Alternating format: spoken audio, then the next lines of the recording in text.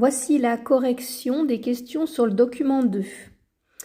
Donc, dans cet article, on se pose la question de savoir si le journaliste Barry Malone a bien écrit une tribune, ce qui est ici une tribune où il lance un appel « Ne les appelez plus migrants ».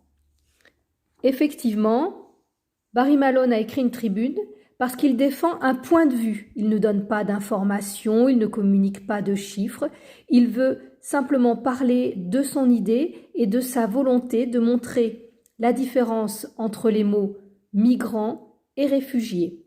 Et pour lui, il faut préférer actuellement le mot réfugié car il donne un sens plus précis à ces personnes-là qui vont d'un continent à un autre.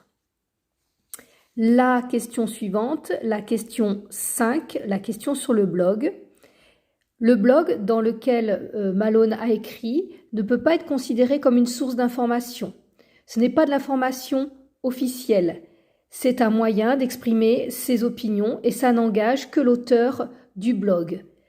Comme ça, en passant, je peux vous dire, lorsque l'on cherche des informations sur un sujet ou un autre, il ne faut pas se fier au blog personnel. Il faut prendre des informations sur des sites officiels, car sinon vous n'avez que l'avis des personnes et pas la réalité. Pour la suite, je vous demandais donc de noter deux définitions, celle de migrants et celle de réfugiés. Je n'ai pas mis ici les définitions précises.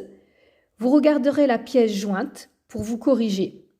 Pour le mot migrant, il faut retenir l'idée de déplacement.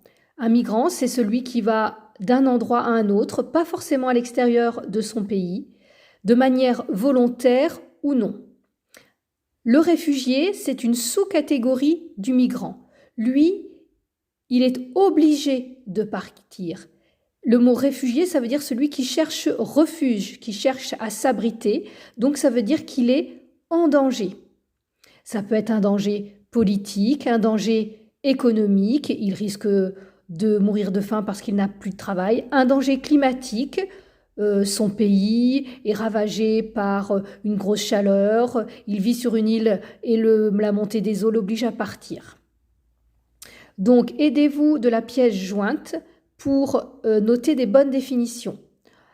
Vous avez aussi en correction des liens vers des petites vidéos pour mieux comprendre ces mots et ces notions. Et enfin, vous pouvez lire le document 3 pages 278 de votre manuel, celui-ci, qui permettra de préciser cette correction. Voilà.